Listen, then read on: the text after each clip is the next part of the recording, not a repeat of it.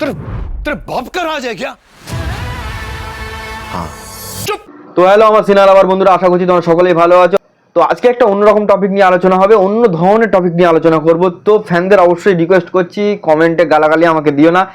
Just একটু তোমাদের সঙ্গে পাখামো ইয়ার্কির মধ্যে এই ভিডিওটা নিয়ে এসেছি। অবশ্যই যাদের নিয়ে কথা বলবো তারা তাদের পজিশনে বিরাট বিরাট জায়গায় আছে, কাউকে অবশ্যই এটা বলতে হবে না যে এসআরকে কে বা কি। তারপরেও এই ভিডিওটা নিয়ে এসেছি, তো অবশ্যই ফ্যানরা রাগ করো না, ভিডিওটা কন্টিনিউ দেখো। कुछ बदलेगा नहीं।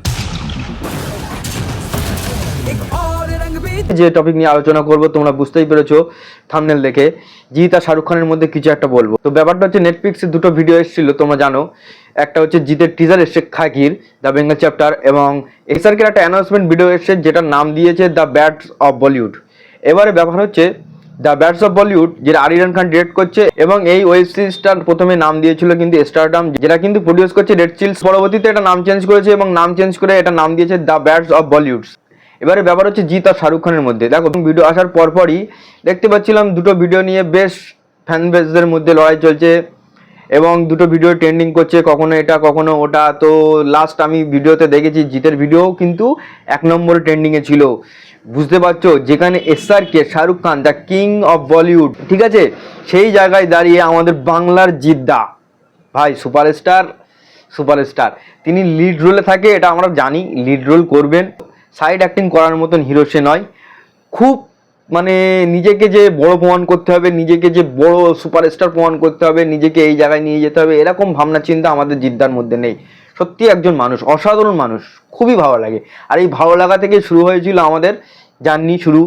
তো জিদ্দার ফ্যান, এবং যারা আমার ইনস্টাগ্রাম হ্যান্ডেলে গিয়ে দেখেছো তারা দেখলেই বুঝতে পারবে যে আমি ভাইজানেরও ফ্যান। তো আজকে যে বিষয়টি নিয়ে আলোচনা করব, তোমরা দেখতে পাচ্ছ আমি লাস্ট একটুখানি আগেই দেখছিলাম জিদ্দার ভিডিও নেটফ্লিক্সে 2 নম্বর ট্রেন্ডিংয়ে আছে এবং এসআরকের ভিডিও 4 নম্বর ট্রেন্ডিংয়ে আছে। এটা আমার নিজেরই স্ক্রিন রেকর্ডিং ভিডিও, তোমরা দেখতে পাচ্ছ, তাহলে বুঝতেই পারছো কিরকম ধরনের লেভেলে ক্রেজ করছে ভাই। সত্যি বলছি খাকি দুর্ধর্ষ লেভেলের ক্রেজ আছে, দুর্ধর্ষ লেভেলের। আর বস যা লুক নিয়েছিল না অ্যানাউন্সমেন্ট ভিডিওর দিনকে দেখছিলাম পুরো ভিডিওটা, দারুণ লাগছিল, দারুণ। আর একই স্টেজেই কিন্তু শাহরুখ এবং জিৎ, বুঝতে পারছো কোন লেভেলে নিয়ে গিয়েছে বস। বাংলায় এটাই সম্ভব, বাংলায় এটাই পারে জিদ্দা। আমি কিন্তু টিজার রিভিউর দিনকেও বলেছিলাম যে বাংলায় প্যান ইন্ডিয়া ফিল্ম বলুন আর যাই বলুন ফার্স্ট টাইম করে দেখিয়েছে জিদ্দা, ঠিক আছে। বুমেরাঙের যে একটা সিন করেছিল রোবোটিক, সেটাও কিন্তু ফার্স্ট টাইম জিদ্দা।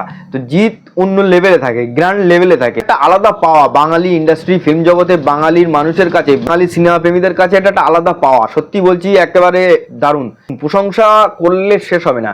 এটাই আমার বলার উদ্দেশ্য ছিল যে শাহরুখকে পিছনে ফেলে দিয়েছে। অবশ্যই তার অনেক ক্রেজ আছে, এসআরকে আমি ছোট করে কোনো কথা বলছি না, জিদ্দা যে পারে সেটা করে দেখিয়ে দিল, সত্যি বলছি করে দেখিয়ে দিল। এবং বাংলার 2 সুপারস্টার যা করছে, দেব ইনস্টাগ্রাম হ্যান্ডেলে দিয়েছিল 20 কোটির একটা কালেকশনের দিয়েছিল, কিন্তু এখন আমি উইকিপিডিয়াতে সার্চ করলাম, ভিডিওটা করার আগেই উইকিপিডিয়াতে সার্চ করলাম, 23 করোড় দেখাচ্ছে বক্স অফিস কালেকশন। হিউজ, একেবারে অন্য লেভেলে নিয়ে গেল, সত্যি বলছি একেবারে অন্য লেভেলে নিয়ে গেল। আর সেই সাথে বলে রাখি, বহুরূপী বলো আর অ্যামাজন বলো, বাংলায় কিন্তু এটা এখন 1 নম্বর, এটা কিন্তু বাংলায় এখন 1 নম্বর পজিশনে চলে গিয়েছে বক্স অফিস কালেকশনের দিক থেকে, সমস্ত রেকর্ড ভেঙে দিল দেব। তো বাংলার 2 সুপারস্টার যদি একটু বাজেট বাড়িয়ে একসাথে সিনেমা নিয়ে আসে কি হবে বুঝতে পারছো, একেবারে থিয়েটার স্টেডিয়ামে বদলে যাবে। তো ফ্যানদের মধ্যে মারামারি আর এই ধরনের সবকিছু তো হতেই থাকবে, সেই সাথে তোমাদের সঙ্গে কিছু শেয়ার করবো। তো দেখা হচ্ছে নেক্সট ভিডিও, সবাই ভালো থেকো, বাই বাই। এবং অবশ্যই যারা চ্যানেলকে সাবস্ক্রাইব করোনি চ্যানেলকে সাবস্ক্রাইব করো। তো দেখা হচ্ছে নেক্সট ভিডিও, সবাই ভালো থেকো, বাই বাই।